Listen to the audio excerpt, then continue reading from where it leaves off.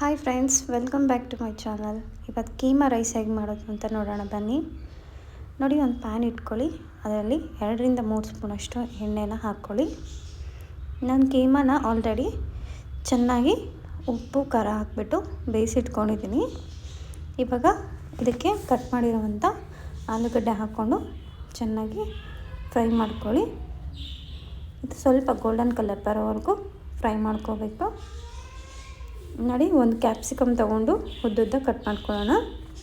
ನೋಡಿ, ಇವಾಗ ಆಲೂಗಡ್ಡೆ ಬೇಯ್ತಾ ಇದೆ. ಇವಾಗ ಇದಕ್ಕೆ ನಾನು ಉದ್ದುದ್ದ ಹೆಚ್ಕೊಂಡಿರುವಂಥ ನೀರುಳ್ಳಿನ ಹಾಕ್ಕೊಳ್ತಾ ಇದ್ದೀನಿ. ಇದನ್ನು ಕೂಡ ಚೆನ್ನಾಗಿ ಫ್ರೈ ಮಾಡ್ಕೊಳ್ಳಿ. ನೋಡಿ, ಎಣ್ಣೆಯಲ್ಲೇ ಚೆನ್ನಾಗಿ ಫ್ರೈ ಮಾಡಬೇಕು. ಇವಾಗ ಕ್ಯಾಪ್ಸಿಕಮ್ ಕಟ್ ಮಾಡಿರೋದು, ಇದು ಒಂದು ಕ್ಯಾಪ್ಸಿಕಮ್ಮು, ಅದನ್ನು ಕೂಡ ಹಾಕ್ಕೊಳ್ಳೋಣ.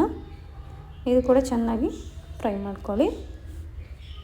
ನೋಡಿ, ಚೆನ್ನಾಗಿ ಫ್ರೈ ಆಗಬೇಕು. ಆ ಥರ ಚೆನ್ನಾಗಿ ಫ್ರೈ ಮಾಡ್ಕೊಳ್ಳಿ. ನಾವು ಕೀಮಾಗೆ ಇದು ಮಸಾಲೆ ಎಲ್ಲ ಹಾಕಿರೋದ್ರಿಂದ ಇದಕ್ಕೆ ನಾವು ಲಾಸ್ಟಲ್ಲಿ ಸ್ವಲ್ಪ ಮಸಾಲ ಹಾಕ್ಕೊಳ್ಳೋಣ. ಇವಾಗ ಸ್ವಲ್ಪ ಕಟ್ ಮಾಡಿರೋವಂಥ ಟೊಮೆಟೊನ ಹಾಕ್ಕೊಳ್ಳಿ. ಇದನ್ನು ಕೂಡ ಅಷ್ಟೇ ಚೆನ್ನಾಗಿ ಎಣ್ಣೆಯಲ್ಲಿ ಫ್ರೈ ಮಾಡ್ಕೋಬೇಕು.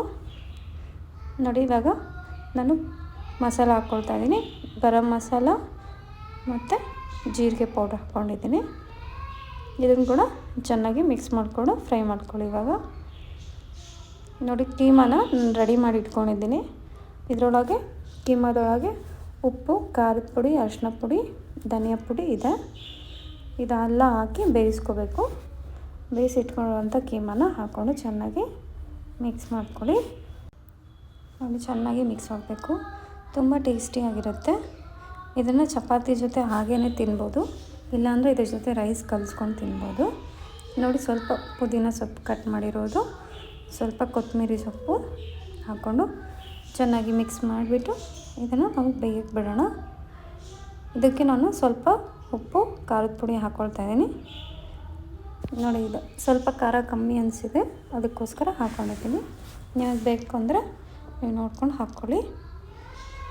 ನೀವು ಚೆನ್ನಾಗಿ ಮಿಕ್ಸ್ ಮಾಡಿಕೊಂಡು ನೋಡಿ, ಎಣ್ಣೆ ಬಿಡೋವರೆಗೂ ಬೇಯಿಸ್ಕೋಬೇಕಾಗುತ್ತೆ. ನೋಡಿ, ಚೆನ್ನಾಗಿ ಬೆಂದಿದೆ. ಇವಾಗ ಈ ಥರ ಸ್ವಲ್ಪ ರೈಸ್ ಹಾಕ್ಕೊಂಡು ಚೆನ್ನಾಗಿ ಮಿಕ್ಸ್, ಕೀಮಾ ರೈಸ್ ರೆಡಿ ಆಗುತ್ತೆ. ನೀವು ಇದನ್ನು ಸರ್ವ್ ಮಾಡಿಕೊಂಡು ತಿನ್ಬೋದು. ಹೇಗಿದೆ ಅಂತ ಲೈಕ್ ಮಾಡಿ, ಶೇರ್ ಮಾಡಿ.